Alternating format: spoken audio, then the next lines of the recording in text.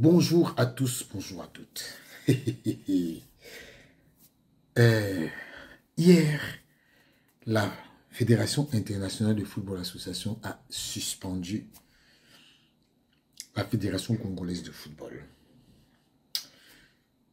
J'ai reçu des informations de la FIFA sur les raisons pour lesquelles on a suspendu la Fédération congolaise de football. Vous verrez qu'il y a beaucoup de similitudes avec ce qui se passe au Cameroun, avec des ingérences de monsieur le ministre des Sports, Hugo Gwelendele, qui, pour des raisons que j'ignore, continue de faire croire que c'est lui le maître de la situation. Monsieur le ministre des Sports, ce n'est pas vous le maître de la situation. Ce n'est pas vous les maîtres. Et la FIFA vient de vous prouver que ce n'est pas vous les maîtres. Ils vous ont suspendu. Voici les raisons pour lesquelles la Fédération congolaise de football a été suspendue. La FIFA écrit au secrétaire général de la Fédération congolaise de football, Monsieur Wantete Badji. En ces termes, situation de la Fédération congolaise de football. Monsieur le secrétaire général, vous voyez très bien, monsieur le ministre, que ce n'est pas à vous qu'on a envoyé la lettre. C'est au secrétaire général qui est le garant de l'administration du football congolais. Du football congolais plutôt, pardon. Entendez, football congolais, ce n'est pas RDC, c'est Congo-Brazzaville. Voilà. Il n'y a qu'un seul Congo-Brazzaville. L'autre s'appelle République démocratique du Congo, RDC. Voilà.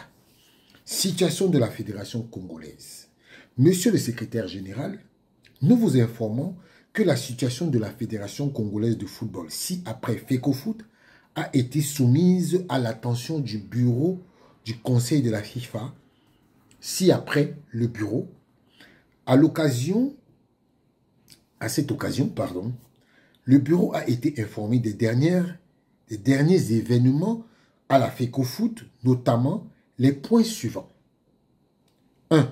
En dépit de la directive de la FIFA contenue dans la lettre du 23 septembre 2024, un groupe de parties prenantes de la FECOFOOT se faisant appeler collectif des membres de l'Assemblée générale a tenu une assemblée générale extraordinaire le 25 septembre 2024 au cours de laquelle il aurait été décidé de révoquer le comité exécutif élu par l'Assemblée générale du 2 septembre 2022 et de nommer une commission ad hoc pour gérer l'intérim et organiser une assemblée élective sous un mandat de 90 jours.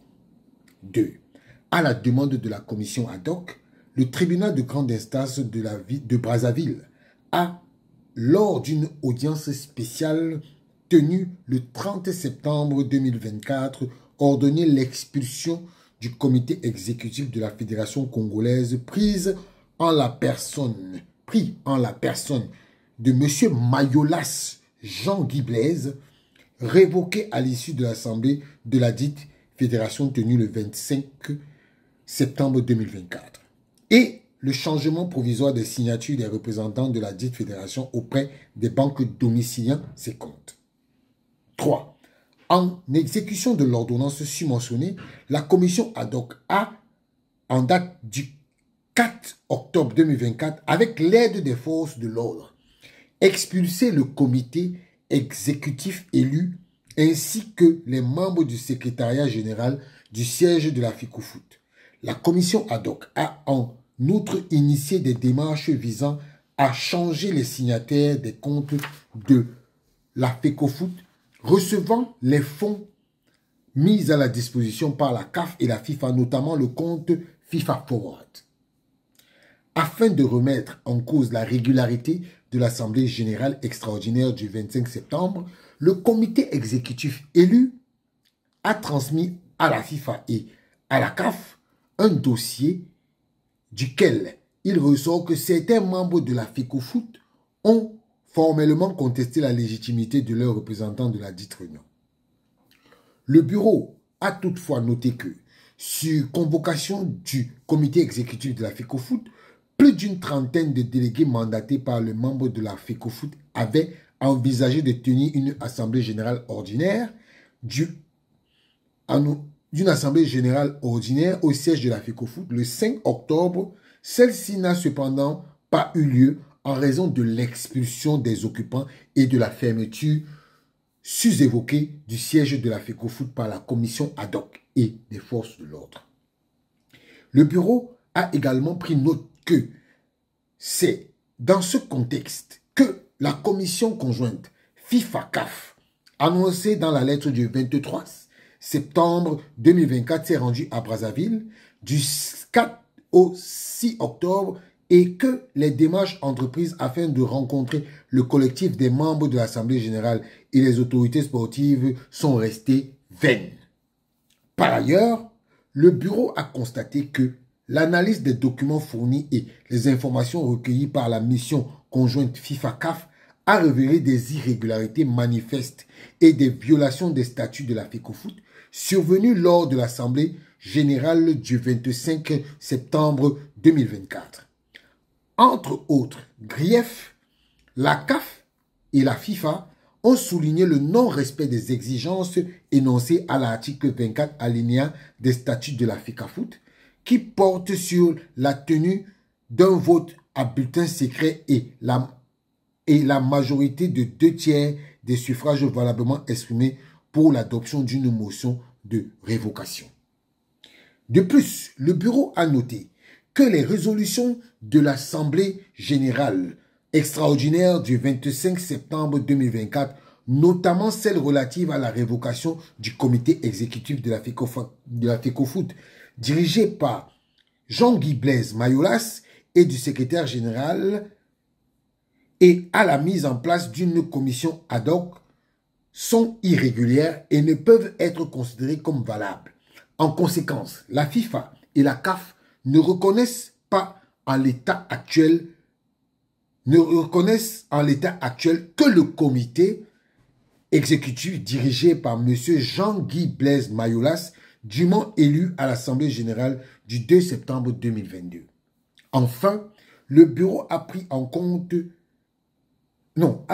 compte tenu de la lettre de la FIFA du 16 octobre 2024, à travers laquelle elle a informé les membres du collectif des membres de l'Assemblée générale ainsi que la commission ad hoc de la position de la FIFA et de la CAF dans cette affaire et leur a demandé de se conformer sans délai aux directives visant à garantir que le comité exécutif de la FECOFOOT, dirigé par M. Jean-Guy Blaise Mayolas et son administration, puisse notamment reprendre pleine possession des installations de la fédération et que celle-ci puisse à nouveau gérer les affaires sans influence indue de tiers.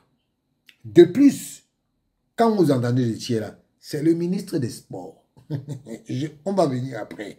De plus, le bureau a constaté que, conformément à la lettre du 16 octobre 2024, l'injonction formulée dans la dite lettre demandant au secrétaire général de la FECOFOOT, de confirmer sous huitaine que les directives en question ont été mises en œuvre est restée sans réponse. Par ailleurs, le bureau a pris note de la demande de la CAF du 14 novembre 2024 de dépêcher une deuxième commission FIFA-CAF à Brazzaville afin de s'entretenir avec les autorités et les parties prenantes concernées. À cet égard, le bureau a été informé que la dite délégation FIFA-CAF, composée de Véron Mosengo Omba, secrétaire général de la CAF, qui par ailleurs, pour vous dire, est l'auteur de la crise qui se passe là. Oui, on envoie celui qui est l'instigateur de la crise aller gérer ça lui-même. Incroyable. Ainsi que M.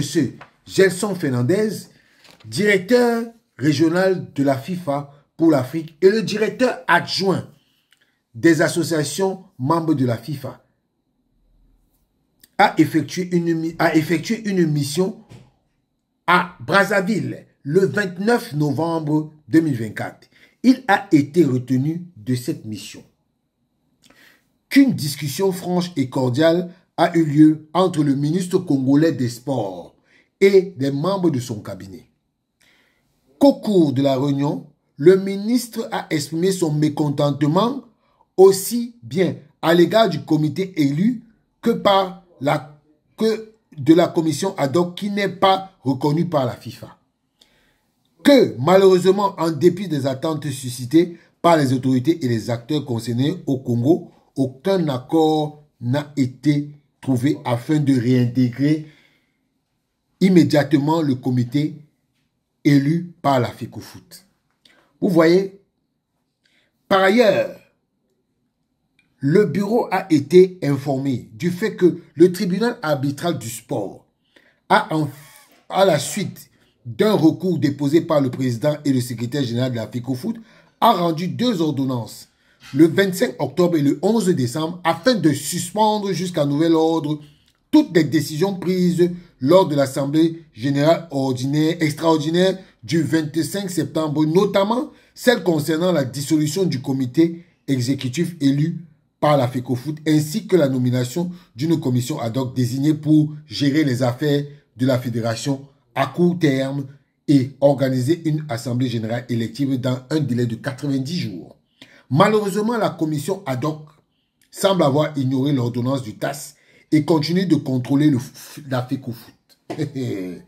Compte tenu des graves infractions décrites ci-dessus, qui constituent une ingérence indue de tiers en vertu de l'article 14, alinéa 1i et l'article 3 des statuts de la FIFA, le bureau a décidé le 6 février 2025 de suspendre la FECOFOOT avec effet immédiat en raison de flagrantes violations des statuts de la FIFA et de la CAF. Et ce, au titre de l'article 16 alinéa 1 des statuts de la FIFA qui permet au conseil de la FIFA, si après le conseil, de suspendre temporairement et avec effet immédiat une association membre s'étant rendue coupable d'infractions graves à ses obligations sans devoir recourir au vote du congrès de la FIFA.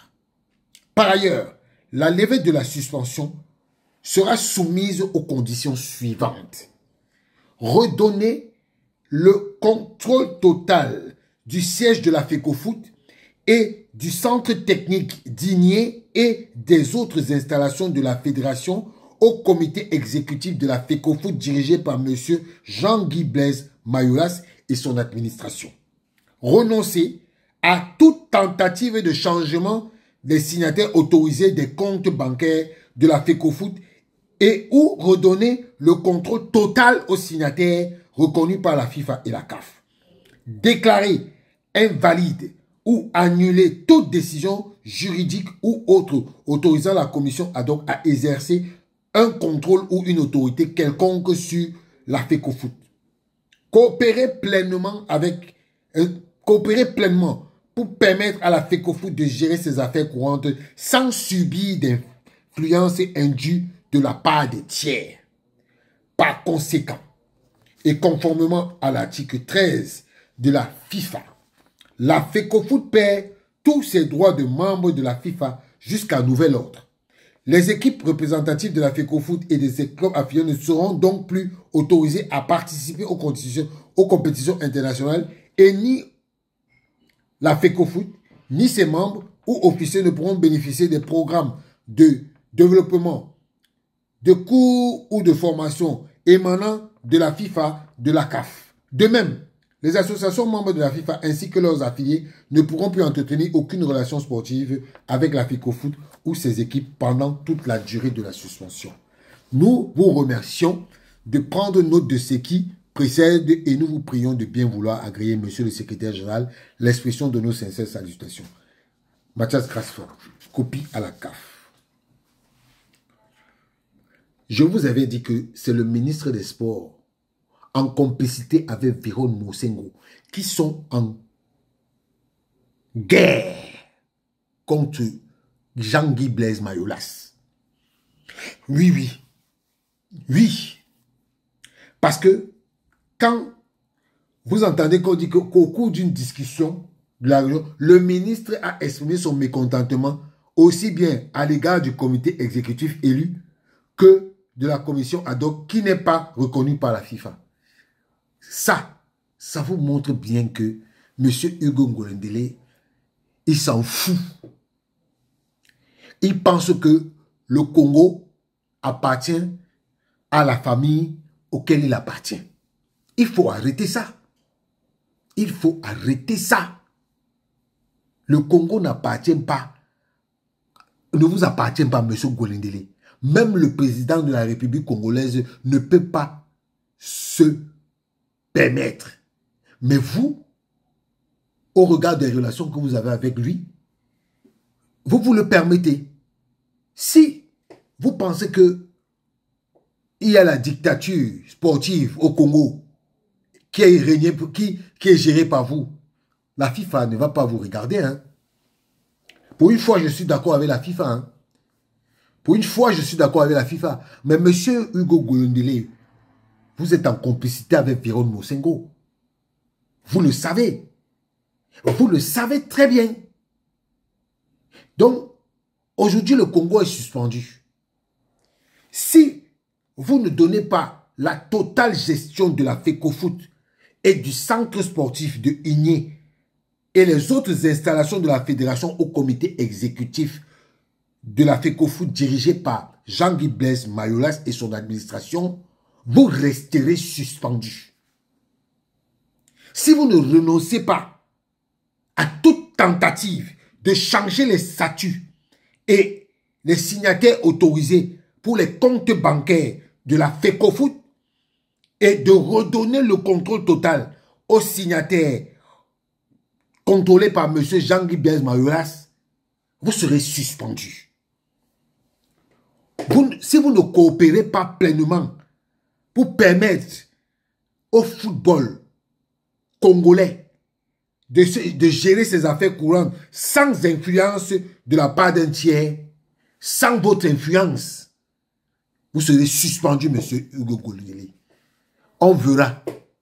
Vous allez gérer le sport, autre sport congolais que le football. Parce que vous avez décidé de tuer le football congolais. Eh bien, la FIFA va vous aider. La FIFA va vous aider. Et je vous rappelle que l'équipe nationale du Congo doit jouer les éliminatoires de la Coupe du Monde.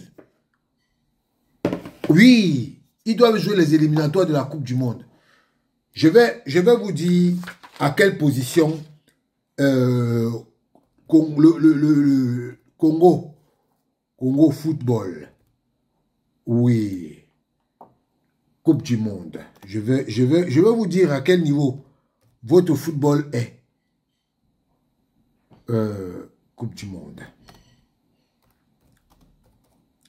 Je le fais en direct en même temps que je vous fais ça. Hein. Voilà.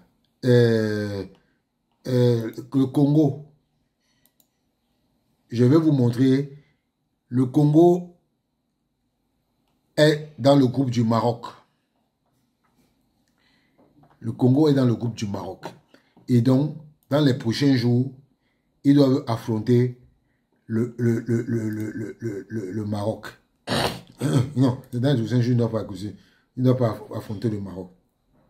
Je pense que le